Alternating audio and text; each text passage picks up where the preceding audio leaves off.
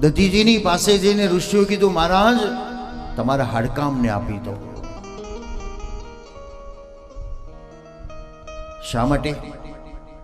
મારા માટે નહીં, પણ રાષ્ટ્રની વાત આવી છે. મેં એક મૂવી જોઈ હતી બગદાણાના બાપુની, કે એ સમયે અકાળ પડ્યો અને અકાળ પડતાની સાથે બગદાણા બાપુએ પોતાની જે મિલકત હતી, થાળી વાડીકો કપડા, એ બધું વેચવા મૂકી દીધું. ભાઈ જે રૂપિયા આવે એ આપો, સમાજને આપી દો. રાષ્ટ્રની વાત આવે, ધર્મની વાત આવે, જીવ માત્રની વાત આવે તો ત્યાગવું જોઈએ. અને તેથી દધીજીએ પોતાના હાડકા આપી દીધા. શંકરે તેથી વિષપાન કર્યું કે રાષ્ટ્રની વાત છે, દેવતાઓને સુખી કરવા છે, તો વિષપાન કરી લીધું. હવે વિષપાન કર્યું એટલે દુનિયાને તમાશો જોવા મળ્યો. શંકરે વિષપાન કર્યા પછી લોકોએ વિચાર કર્યો કે 3 ટીપા નીચે પડ્યા તો લાવો ને આપણે અધરામૃત લઈ લઈએ, થોડી પ્રસાદી લઈએ આપણે. એટલે કેટલાકે સ્પર્શ કર્યો પણ હિંમત ન થઈ એટલે આંખ ઉપર લગાડ્યું,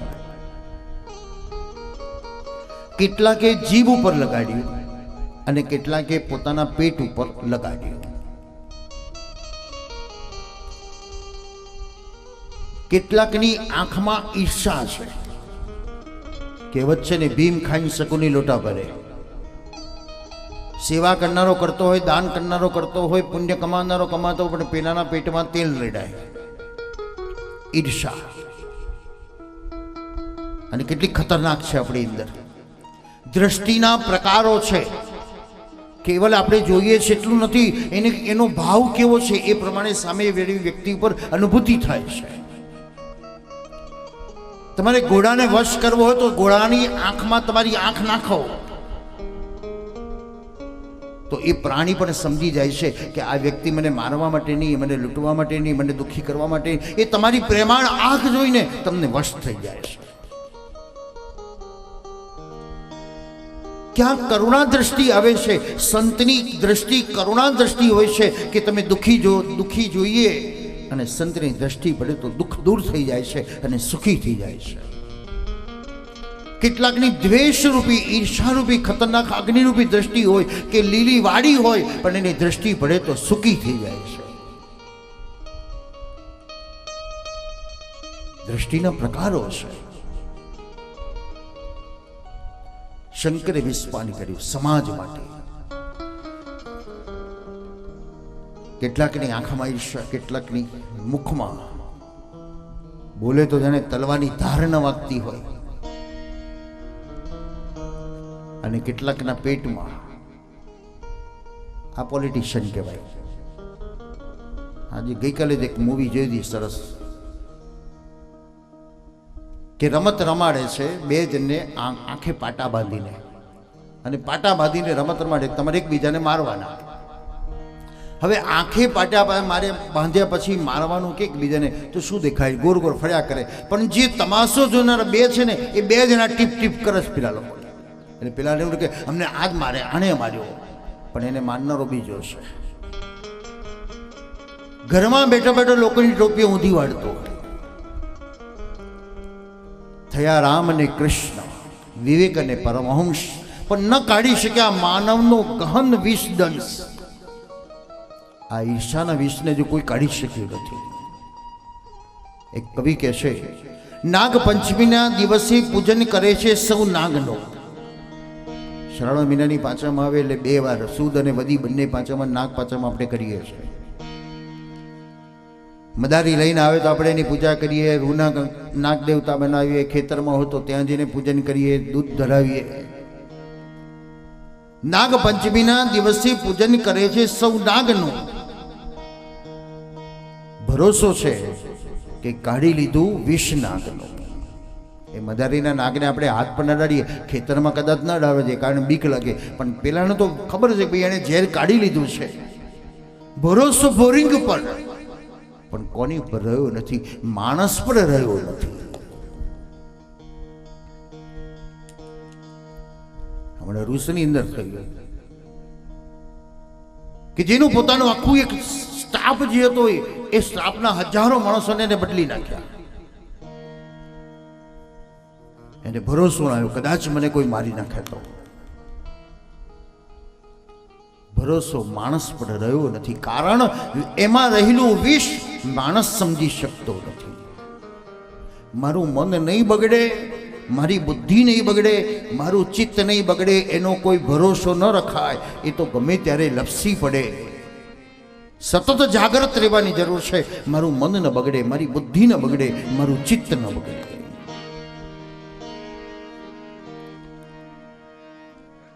શંકરે વિશ્વાની કરી, નીકળ્યું અમૃત. દેવોએ અમૃત પીધું. લક્ષ્મી જે નારાયણને વર્યા છે, વૈકુંઠમાં પધાર્યા.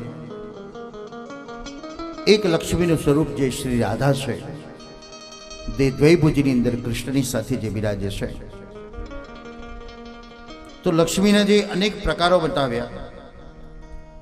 એક સમુદ્રની પુત્રી રૂપે જે વિષ્ણુની સાથે ક્ષીરસાગરમાં બિરાજે છે, એટલે ભગવાન વિષ્ણુએ પણ લક્ષ્મીની આરાધના કરી. ભાદ્રવા માસની શુક્લ પક્ષની અષ્ટમીના દિવસે, જેને આપણે રાધાષ્ટમી કહીએ છીએ, અને ગામડામાં ધરુવાઠમ તરીકે એને પ્રચલિત છે, શ્રી બ્રહ્માજીએ પણ એ લક્ષ્મીની આરાધના કરી છે. આપણે બધા ધનતેરસના દિવસે ધન્વંતરી પૂજા છે. એટલે વનસ્પતિ એ લક્ષ્મી છે, જે આપણા જીવનને નિરોગી બનાવે છે, એની આરાધના કરવાની. બીજું ધન્વંતરીના એક બીજો ધનનો પ્રયોગ જે ગાય બતાવી છે, એ પણ એક ધન છે. અને તેથી પહેલાના સમયની અંદર ધનતેરસના દિવસે ગાયોને થાપા મારે, શિંગડા રંગે ગાયોની પૂજા કરે, તો એ પણ એક ધન છે. અને અત્યારે સમય પ્રમાણે આપણે સોના ચાંદીને પણ ધન માનીએ છીએ, કારણ એ પણ એક ધન છે. અને રૂપિયાની પણ આપણે પૂજા કરીએ છીએ, જેનું સ્વરૂપ એ સંપત્તિ આવી ગઈ. પહેલાના સમયમાં દાન થતું હતું કોનું? તો રાજા મહારાજાઓ દાન કરતા હતા, પૃથ્વીનું દાન કરતા હતા. જા ભાઈ તને 5 ગાંવ આપી દીધા, 50 વીઘા જમીન આપી દીધી. ધીરે ધીરે એ દાનમાં પરિવર્તન આવ્યું, તો પૃથ્વીનું દાન કરતા બંધ થયા, અને એનું બીજું સ્વરૂપ એ ગાયનું દાન કરતા થયા. ગૌદાનની મહત્તા વધે. હવે પાછું પરિવર્તન આવ્યું એમાં પણ, કે ગાય આપનારા તો કદાચ છે, પણ ગાય લેનારો કોણ હશે? કારણ પેલો લેનારો વિચાર કરે, એને કોણ ખડ લાવશે, ને ક્યાંથી દોઈશું, ને કોણ વાસીદું ભરશે. એટલે સગવડિયો ધર્મ થઈ ગયો, ભાઈ રૂપિયાનું દાન કરો. શ્રેષ્ઠ દાન ગૌદાન બતાવે છે. ગૌપુચ્છ. તમને અલા બલા બગાડવી હોય તમારી, તો દોરા ધાગા કરવાને બદલે એક કામ કરજો, જે લાત ના મારતી હોય એવી ગાયનું પૂછ તમારા શરીર ઉપર ફેરવજો. તમને પિતૃનો દોષ જેવું લાગતું હોય તો તમારા માથા ઉપર ગોપુચ્છ ફેરવો, તમારો પિતૃ દોષ દૂર થઈ ગયો. તમારા શરીર ઉપર ગુમાવો તો તમારા શરીરમાં આવતા બધા જ ગ્રહ દોષો પણ દૂર થઈ ગયા. તમારા ઘરને પવિત્ર બનાવવું હોય તો ગાયના પેશાબનો છંટકાવ તમે કરો તો તમારું ઘર પવિત્ર બની ગયું. ગોબર તો પહેલાના સમયમાં આપણા બધાના ઘરો ગોબર જ હતા, માટી છાણ માટીના જ મકાનો હતા. પણ આપણે પાછી ક્રાંતિ કરીને આ બધાને કાઢી નાખ્યું. છાણિયું ખાતર કેટલી ઉપજ આપતું હતું, આજે એની માંગ વધી છે. હવે લોકો એ તરફ વળવા લાગ્યા. સલ્ફેટિવ ગવર્મેન્ટે લાવ્યા પરદેશમાંથી અને આપણને લલચાવી દીધા, અને આજ સરકારે જ આ પશુધનનો નાશ કરી નાખ્યો. અને આપણે શોર્ટકટમાં ગયા કે આ બધી ઝંઝટ જતી રહે અને એમાં 2 કોથળી નાખવો એટલે વધારે અનાજ પાકે. આજે સલ્ફેટ કરતાં પણ છાણિયા ખાતરથી એટલું ઉત્પાદન થાય છે, એટલી એની જાત સારી થાય છે, એની પ્રોટીન એવું મળે છે, એની મીઠાશ એવી મળે છે, અને જે નાનું હતું એના કરતાં મોટું એને ફળ પ્રાપ્ત થાય છે. મારે ત્યાં એક વર્ષ પહેલાં લોકો બુકિંગ કરાવી જાય છે કે મારા તમારું જેટલું છાણ થાય એ બધું મને આપી દો, હું 1 વર્ષ પહેલાં તમને પૈસા આપી દઉં. હવે સમય એવો આવશે કે લોકોની માગ વધશે પણ વસ્તુ નહીં મળે. આજે છે ને આપણે પ્યોર ઘી ખાવું છે, પ્યોર દૂધ પીવું છે, પણ શહેરોમાં મળતું નથી. કેમિકલ યુક્ત બધું બનવા લાગ્યું. કારણ આપણે પશુઓ રાખતા બંધ થઈ ગયા, ગાયો ભેંસો રાખતા બંધ થયા, તો પરિણામે બજાર ક્યાંથી આવે?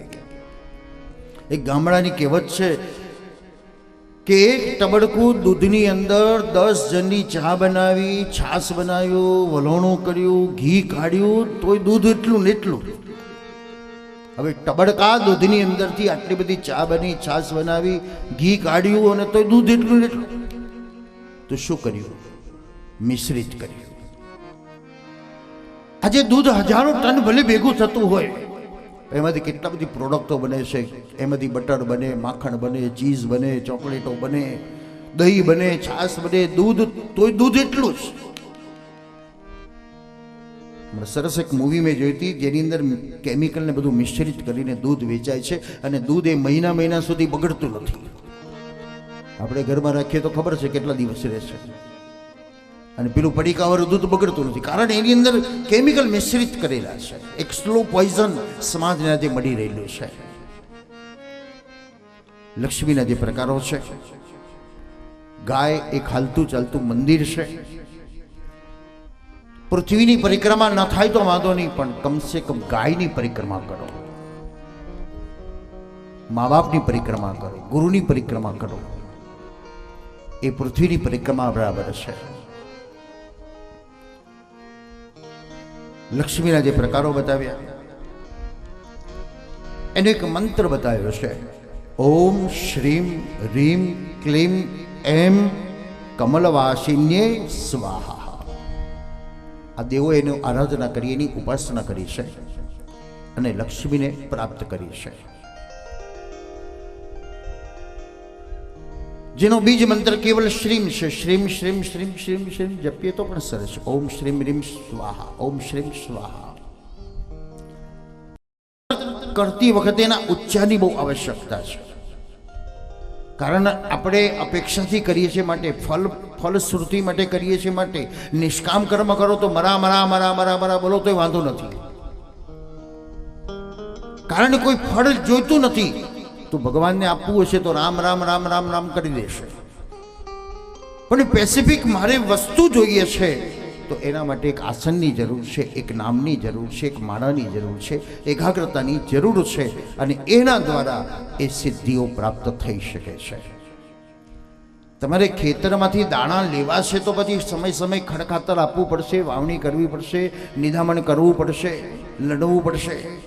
પણ કશું જ નથી જોઈતું તો ભલે મુઠ્ઠી નાખ્યા, ઉગ્યા કે ના ઉગ્યા,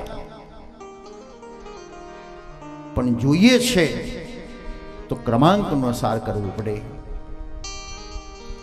લક્ષ્મીના જે વિવિધ સ્વરૂપમાં જે લક્ષ્મી પૂજાય છે, લક્ષ્મી કલ્યાણકારી છે, લક્ષ્મી મંગલકારી છે,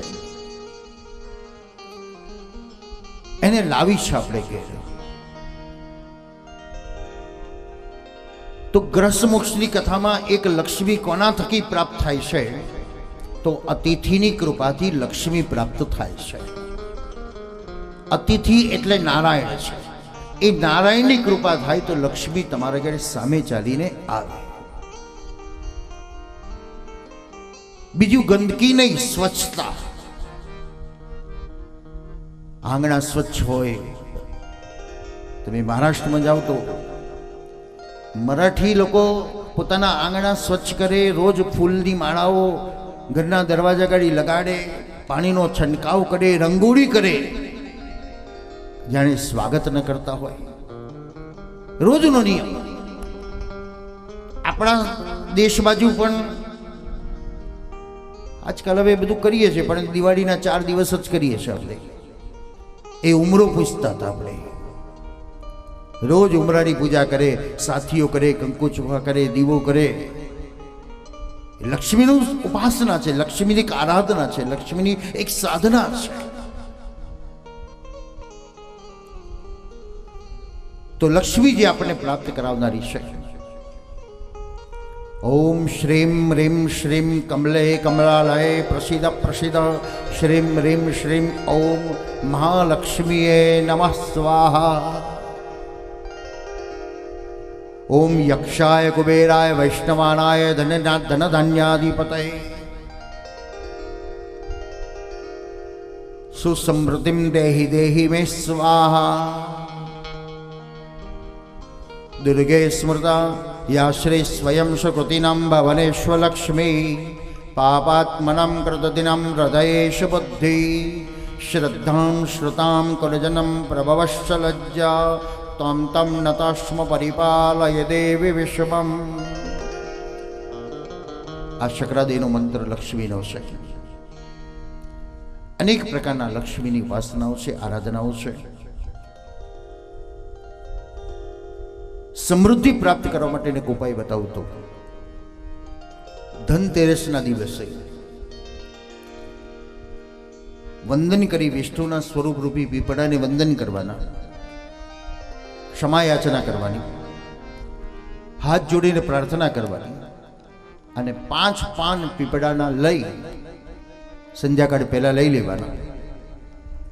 તમે જ્યારે લક્ષ્મી પૂજન કરી રહેલા છો તે સમયે એ પીપળાના પાનની પૂજા કરી એની ઉપર અડદર નાખવાની, પાણીથી ધોઈને ઉપર અડદર નાખી દેવાની। પૂજન થયા પછી અડધી રાત્રે એ જઈને નદીમાં વહેતા મૂકી દેવાના। ભય લાગશે હો, પાછું વળીને જોવાનું નહીં। અને પછી જો તમારા બધા જે દોષો હશે ને એ નિવૃત્ત થવા લાગશે, એ વહી ગયા, પાપ જે હતા એ બધા વહી ગયા અને લક્ષ્મી આપણા ઘરમાં બિરાજમાન થઈ ગઈ। આવા અનેક પ્રકારો છે, અનેક ઉપાયો પણ છે। શંકરાચાર્યની કૃપા દ્વારા જેમ આંગણે આવેલા અતિથિને અર્પણ કરવાથી લક્ષ્મીનો વર્ષ થયેલો છે, ગૃહસ્થ મોક્ષ દ્વારા પણ અતિથિની કૃપાથી લક્ષ્મી પ્રાપ્ત થાય છે। તો એવી આપણું એક કામ કે મારા આંગણે આવેલા અતિથિનું કંઈક અર્પણ કરો અને એના બદલામાં શું મળે છે અનુભવવાનું। તો તતશ્ચાદ વિર્ભુર સાક્ષાત શ્રી રમા ભગવત પરા રજયંતી દિશકાંત્યા વિદ્યુત સૌદામણી યથા। આ શ્રી લક્ષ્મીના પ્રાગટ્યનો મંત્ર છે શ્રીમદ ભાગવત પ્રમાણે કે એની ઉપાસના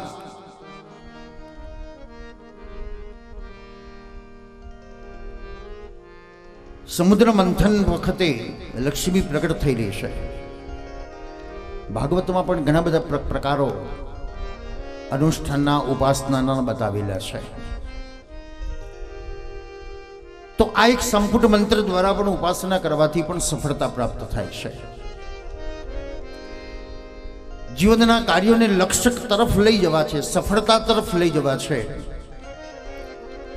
તો શ્રીમદ ભાગવતનો એક મંત્ર કહે છે અવતારો હરિયોયમ કીર્તયેદન મહમ નરો સંકલ્પાતશ્ય સિદ્ધંતિ સયાદી પરમામ ગતિમ। તમારે સમૃદ્ધિ પ્રાપ્ત કરી છે, વૈભવ પ્રાપ્ત કરવા છે, સંતાન પ્રાપ્તિ કરવી છે, વ્યવસાયમાં પ્રગતિ કરવી છે, પરમાત્માની પ્રાપ્તિ કરવી છે, એ બધા જ પ્રકારના પ્રયોગો આ રામાયણ, ગીતા, ભાગવતમાં બતાવેલા છે। આ શાસ્ત્રો એ શ્લોકો નથી અને તેથી ભવૌષધામ ભવરોગની ઔષધિ બતાવે છે। તો આપણે જ કરવાનું છે, આપણે એનો પ્રયોગ કરવાનો છે, આપણે એની ઉપાસના કરવાની છે અને ફળ પણ આપણને જ મળવાનું છે। મેં એક અનુભવ કર્યો તો 2004ની અંદર અમે જ્યારે 1251 યમુના યાગનો મનોરથ કર્યો હતો કે 1251 જણા યજ્ઞમાં બેસશે અને ખૂબ 15,000 વૈષ્ણવો ત્યાં પધારશે, પણ એ કાર્યમાં વિટંબણાઓ બહુ આવી ગઈ। વિટંબણાઓ એવી આવી કે ભાઈ આપણે આ જગ્યા છોડીને બીજી જગ્યાએ યજ્ઞ કરીએ। સજેશનો આવ્યા કે આપણે આ જગ્યાની જગ્યાએ બીજી જગ્યાએ કરીએ, તો કારણ અવરોધો હતા બહુ। સલાહ કરી વાર્તાલાપ કર્યો. પણ એ સમયે ઈશ્વરની નિષ્ઠા હશે કે વિશ્વાસ કે ઈશ્વરની કૃપા હશે. મેં એમને કીધું કે ભાઈ આપણે કરવો હોય તો એ કૃષ્ણાશ્રય આશ્રમમાં જ કરવો છે, નહીં તો નથી કરવો. આપણે જાહેરાત કરી દો કે ભાઈ અમે પ્રોગ્રામ બંધ રાખ્યો છે, જેને જેને દાન આપ્યું છે એ બધાને આપણે પાછું આપી દઈએ. જે વિરોધ હતા એની પાસે પછી વ્યક્તિગત ગયો મળવા કે ભાઈ આપને પધારવાનું છે ને આપને બધાએ સહયોગથી આ કાર્ય કરવું છે. એ ઉપાસના કર્યા પછી નવરાત્રિનો પર્વ આવ્યો હતો, આરાધના કરી, ઉપાસના કરી અને એટલી સરળતાથી એ અવરોધ ખસી ગયા અને સહયોગ એટલો મળ્યો કે 15,000 વૈષ્ણવ. કદાચ મારા પહેલી વાર મારા આશ્રમમાં અમે યજ્ઞ કર્યો હતો 2004માં. અને એ સમયે પહેલો પ્રશ્ન તો સ્વયંસેવકોનો, કારણ મારું ગામ નડિયાદ અને મારો આશ્રમ ત્યાંથી 15 કિલોમીટર દૂર મેળાવ. 97માં શરૂ કર્યો, 4માં યજ્ઞ કર્યો. એટલે લોકોનો સહયોગ કેવી રીતે બહાર ગામથી આવે, પણ બેઝિકલી સહયોગ એટલે શારીરિક સહયોગની આવશ્યકતા વધારે હતી. એમાં આટલા બધા વૈષ્ણવ ભક્તો આવે તો બધાને ભોજન પીરસનારા જોઈએ. એટલે એ સમયે રસોઈયાને મેં કહી દીધું કે ભાઈ 20-25 માણસો તારા તું લેતો આવજે, એટલે એકવાર શરૂ થઈ જાય પછી લોકો સહયોગ આપશે. આમ હજારો માણસ આમ ભોજનમાં જાય ને ત્યારે હું તપાસ કરવા ગયો ભાઈ કેવી વ્યવસ્થા છે. એટલે બધું જ વ્યવસ્થિત, કાઉન્ટરો તૈયાર થઈ ગયેલા, બધું ગોઠવાઈ ગયેલું. એટલે મેં રસોઈને પૂછ્યું કે ભાઈ આ તું તારા માણસો લાવ્યો છું? મને કે મારો તો એકેય માણસ નથી લાવ્યો, આ બધા જ તમારા ભક્તો આવ્યા છે, એ બધી વ્યવસ્થા કરી રહેલા છે. તો મંત્ર શક્તિ શું નથી કરી શકતી? આ તપસ્થલીની તપોભૂમિ, એ તપસ્વી બાપુની શક્તિ જે કાર્ય કરી રહી છે, એના જે મંત્રની આરાધના, એના જે મંત્રની ઉપાસના, એની જે મંત્રની સેવા, જે આજે આપણને બધાને ખેંચી લાવે છે. મને તો ખેંચી લાવ્યો ને, જાણતા છો તમે તો બધા અહીંના છો, પરિચિત છો, જાણતા છો. પણ મને તો ક્યાં દૂર હતો, ક્યાં હતો ને ક્યાંય મુજને લાવી દીધા. સતગુરુ મારા કાનમાં કહી ગયા, સતગુરુ મારા કાનમાં કહી. 2 વર્ષનો ગેપ પાડી દીધો. 20મી સાલની આ કથા નક્કી હતી, પણ કોરોનાનો લોકડાઉનો આવવા લાગ્યા, ફુવારા ઉડવા લાગ્યા. પણ 2 વર્ષે ફરી પાછો આ યોગ જાગી ગયો અને આ તપોભૂમિની અંદર આગમન થવાનું છે. કંઈક એની કૃપા છે, હું ચોક્કસ અનુભવું છું. કૃપા છે જ, પ્રસન્નતા છે જ, કારણ મોજ છે, કથાની મોજ છે. 3 કલાક એટલે 2 ટાઈમ બોલવાનો. અત્યારે તો કથાઓ એક ટાઈમની થઈ ગઈ, 3 થી 6 જ. એમાં 3માં 3:30 આવે, 1 કલાક 1.5 કલાક ભજન કીર્તન કરે.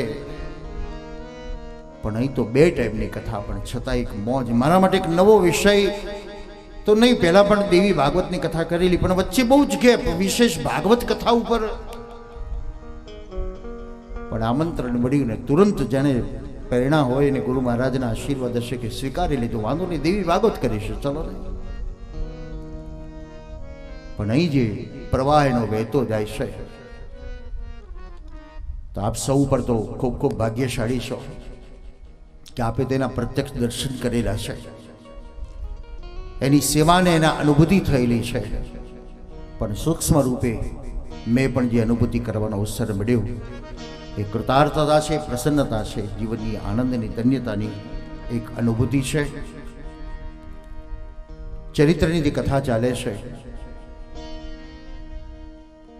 સંપત્તિની પ્રાપ્તિ માટેના જે પ્રયોગો છે, પ્રકારો છે. તમારું કર્મ પણ એક સંપત્તિ છે. ગીતા જે કર્મ બતાવે છે, ક્રિયમાણ કર્મ, સંચિત કર્મ અને પ્રારબ્ધ કર્મ. ક્રિયમાણ કર્મ દ્વારા તમે જે કામ કરીને તમને ફળ મળી ગયું એટલે પૂરું થયું. પણ નિસ્વાર્થ ભાવથી જે કર્યું છે એ તમારું સંચિત કર્મ થયું, અને એ સંચિત કર્મ ભોગવવા માટે ફરી પાછા આવવું પડે છે. જે સારા કે નરસા જે છે તે, જેને આપણે પ્રારબ્ધ કહીએ છીએ, ગત જન્મનું જે સારું કર્યું હશે તો સારું મળે છે, ને ખોટું કર્યું હશે તો ખોટું આપણને મળે છે. કારણ ભોગવનારા આપણે છીએ અને કરતા પણ આપણે જ છે. પુરાણમાં એક કથા બતાવે છે કે માતંગ નામના ઋષિ ચોર ચોરી કરીને ગયો અને ચોર ભયભીત બની ગયો, સોનાના પોટલા ઋષિના આશ્રમમાં મૂકીને ભાગી ગયો કે સિપાહીઓ જતા રહેશે ને પછી ગમે ત્યારે આવીને પોટલા લઈ જઈશ. ઋષિ તો સમાધિમાં છે ને. સિપાહીઓએ તપાસ કરી તો ઝૂંપડીમાંથી સોનાના પોટલા મળ્યા. આ રાજાનું ધન છે. રાજાને જેને કીધું આ ઋષિના આશ્રમમાંથી આ પોટલા મળ્યા છે, એટલે રાજાએ ગુસ્સામાં આવીને કીધું એને ફાંસીના માછડે ચડાવી દો. કપટ કરીને બેસી ગયો છે, કપડાં બદલીને બેસી ગયો છે. માતંગ ઋષિને ફાંસીના માછડે ચડાયા. 8 કલાક સુધી ફાંસીના માછડા ઉપર રહ્યા, પણ પ્રાણ નીકળ્યા નહીં. સેવકોએ કીધું મહારાજ આમ આને લટકાયો પણ આ તો મરતો નથી. એટલે રાજાને તો કદાચ મારાથી ભૂલ થઈ ગઈ લાગે છે. નીચે ઉતાર્યા. રાજાએ કીધું મહારાજ માફ કરી દો, હું તમને ઓળખી ન શકો, મેં તમને જોયા વગર શિક્ષા જાહેર કરી દીધી. માતંગ ઋષિ કીધું તને તો માફ કરીશું, કારણ તને ખબર નથી હું કોણ છું કે શું છું. તને માફ કરીશ પણ હું માફ નહીં કરું. કોને? વિધાતાને માફ નહીં કરું, ધર્મને માફ નહીં કરું. ઋષિ ગયા સીધા ધર્મરાજા પાસે. ધર્મરાજાને કીધું અરે મહારાજ કેમ ગુસ્સામાં? તો બેસો, આગળ સ્વાગત કરું, આસન આપું. મારો ચોપડો ખોલ. મેં કયું પાપ કર્યું છે કે મારે 8 કલાક ફાંસીના માછડે લટકાવવું પડ્યું? ધર્મરાજે કીધું મહારાજ કંઈક ભૂલ થઈ ગઈ હશે, કે ગફલત થઈ ગયું. આટલા બધા હજારો કરોડો માણસોનો ચોપડા લખવાના, એટલે કદાચ આગુ પાછું થઈ ગયું હોય. એટલે ધર્મરાજાએ વિધાતાને બોલાવી. ભાઈ વિધાતાને બોલાવો,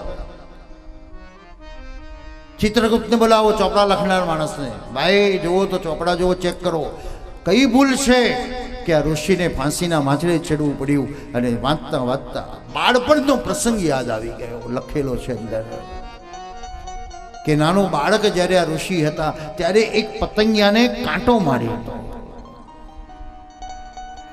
એ બાલ રમતની અંદર કાંટો માર્યો ને પતંગિયું તડપતું હતું, તો એનું કર્મ એમને મળ્યું. ફાંસીના માછડે ચડાઈને તડપતા તડપતા જીવતા રહ્યા. આ ઋષિ હતા અને એને કાયદો બદલ્યો, નિયમ બદલાયો. બાળકને જ્ઞાન હોતું નથી, બાળક અજ્ઞાન છે, બાળક નાદાન છે, બાળકને સમજણ નથી શું કરવું ન કરવું. એટલે બાળકનો દોષ કોને લાગે? મા બાપને લાગે. આ નિયમ બદલાયો. બાળકને સુધારવો એ આપણું કર્તવ્ય છે, બાળકને સુશોભિત કરવું એ આપણું કર્તવ્ય છે, બાળકને સમજાવવું એ આપણું કર્તવ્ય છે. પણ જો એમાં બેધ્યાન થયા તો. એક ગામડામાં એક ગરીબ માં પોતાના દીકરાને નિશાળમાં ભણવા મૂક્યો, પણ આજનું શિક્ષણ એટલે રોજ શિક્ષક છોકરાને મારે, પેન્સિલ લાય, ફૂટપટ્ટી લાય, રબડ લાય, ચોપડી લાય. છોકરો રોજ માને કે મારે પેન્સિલ લાયલ, રબડ લાયલ, ફૂટપટ્ટી લાયલ.